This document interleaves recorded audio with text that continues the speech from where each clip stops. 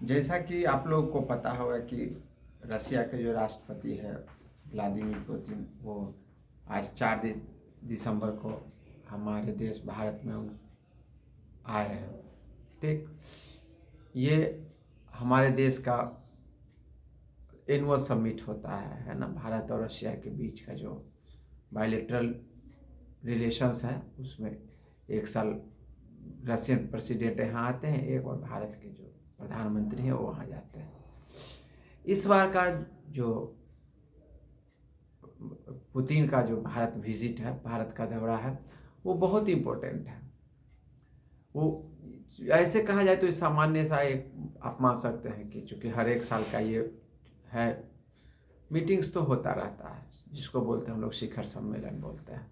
ठीक, लेकिन इस बार इस मामले में खास इस कारण से है क्योंकि दुनिया में वर्ल्ड ज्योग्राफी में जिस तरह का जो वर्ल्ड ज्योग्राफी और पॉलिटिक्स में जिस तरह का परिवर्तन हो रहा है, जिस तरह से दुनिया के जो मतलब सुपर पावर हैं या वर्ल्ड लीडर्स हैं, ठीक ना, वो जिस तरह से खुद को अपने में ही मतलब सिकुड़ रहे हैं, है ना।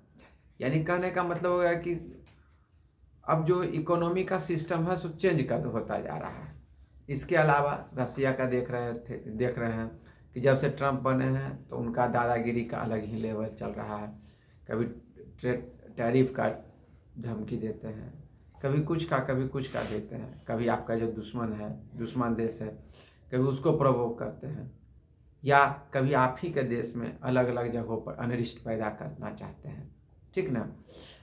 और आपको ये भी पता होगा कि अलग अलग सिस्टम के थ्रू आपके देश में अलग अलग रूप में मतलब अनरिस्ट पैदा किया जाता है अगर आप उसकी बातों को नहीं मानते हैं।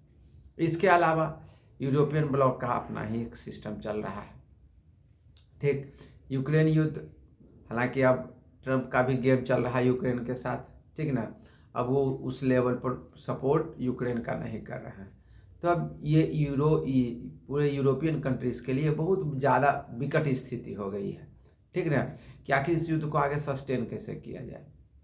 ठीक, आज ही रसिया एक नए इलाके पर उसका कब्जा कर लिया है, ज़ैपोरिज़िया के बाद का वो इलाका है। तो अब ये उन लोग में कन्फ्यूज़न का स्थिति में बनता जा रहा है।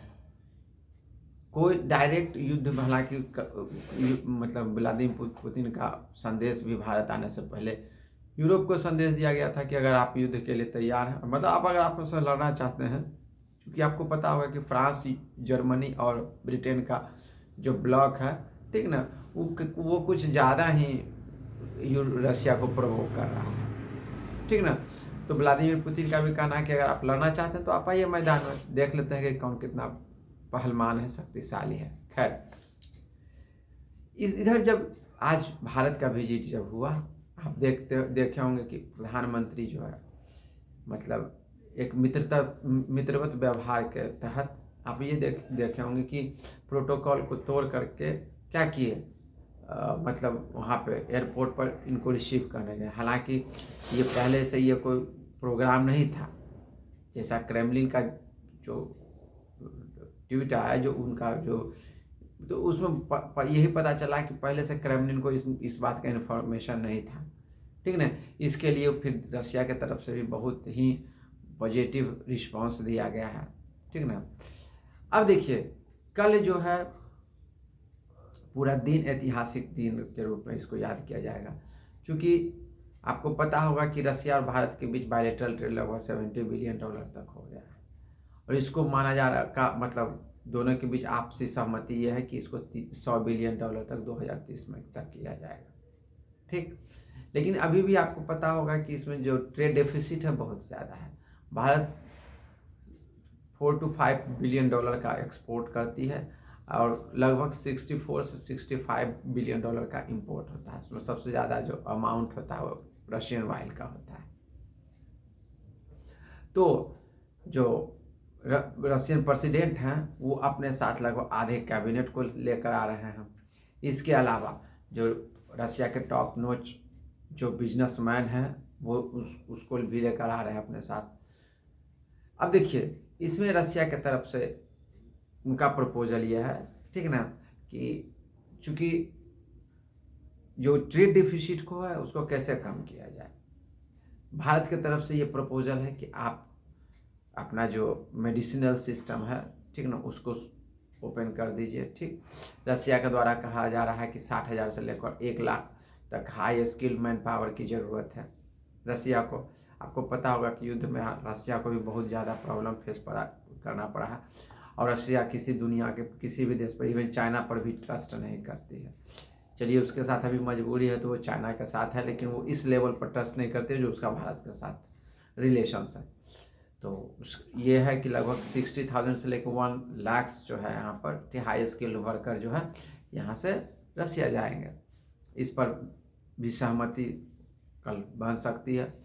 इसके अलावा फर्टिलाइजर्स हो गया, इसके अलावा क्रायोजेनिक इंजन्स के बारे में डील होगा। आपको पता होगा कि अभी जो इसरो है, ठीक ना, वो लगभग 4 टन तक का जो पेलोड का जो सैटेलाइट्स है उसको लॉन्च कर सकती है ना। लेकिन जो ये नया टेक्नोलॉजी जो रसिया के साथ मिलने वाला है, ठीक ना, वो लगभग उसके बाद भारत जो है 7 से 8 टन का जो पेलोड का कैपेसिटी का वो सैटेलाइट है वो लॉन्च कर सकती है, ठीक ना। तो इसमें मतलब बहुत बड़ा हमारा जो स्पेस प्रोग्राम है उसमें बहुत बड़ा मतलब जंप आएगा। इसके अलावा मतलब जो एटॉमिक रिएक्टर है छोटे छोटे लेवल पर, मतलब छोटा एटॉमिक रिएक्टर, ठीक ना, उसका भी आपको जो पता होगा कि जो एटॉमिक रिएक्टर है इसमें सबसे ज़्यादा अमेरिका और रसिया ही 2 ऐसे देश हैं जिनके पास फुल कैपेसिटी है। तीसरा फ्रांस है, ठीक ना। तो इस तरह का समझौता होगा। इसके अलावा आपको पता होगा कि ऑपरेशन सिंदूर में S-400 का बहुत बेहतर का मतलब कंट्रीब्यूशन रहा था, है ना। लगभग 300 किलोमीटर दूर पाकिस्तान में उसके अवाक्स को मार गिराया गया था। तो रसिया का कहना है कि भाई आप हमसे Su-57 है, सुखोई कॉर्पोरेशन के द्वारा बनाया गया जाता है, वो 5th जनरेशन का, थोड़ा सा उसका जो पीछे है जो इंजन का जो सेक्शन है, ठीक ना, ओवर हीटिंग के कारण थोड़ा सा पीछे से कंप्रोमाइज़ होता है उसका टेक्नोलॉजी, ठीक ना। तो उसमें थोड़ा सा है, लेकिन फिर भी कहा जाता है 2027 तक ये मतलब आप मान कर चलिए F-22 रैप्टर के लेवल का इसमें, ठीक ना, RCS हो जाएगा। ठीक, इसके अलावा नया उसमें इंजन भी लगने वाला है, ठीक ना, शायद RD-41 इंजन है। ठीक, तो रसिया जो है अपने Su-57 को पिच कर रहा है, और फिर S-500 भी जो है, ठीक ना, ये रसिया जो है पिच कर रही है। हालांकि इस दोनों, ये समझिए जो वर्ल्ड सिनेरियो है, तो इस दोनों पर अगर सहमति बन भी जाएगी फिर भी अभी इसका कोई अनाउंसमेंट नहीं होगा। अनाउंसमेंट इस कारण से नहीं होगा, हाँ, जब नियर फ्यूचर में रशिया और यूक्रेन का युद्ध समाप्त हो जाएगा तब तुरंत इसका अनाउंसमेंट हो जाएगा। ठीक, इसके अलावा मतलब जो उसका डेली जो ज़रूरत वाला सिस्टम है रसिया का, ठीक ना, उसके लिए भी रसिया मार्केट अपना ओपन करेगी ताकि जो ट्रेड डेफिसिट है वो कम हो सके। ठीक, विशेष इसके बारे में जानकारी आपको विस्तृत रूप से कल शाम को इस पर वीडियो बनाकर दिया जाएगा। धन्यवाद। जय हिंद, भारत माता की जय।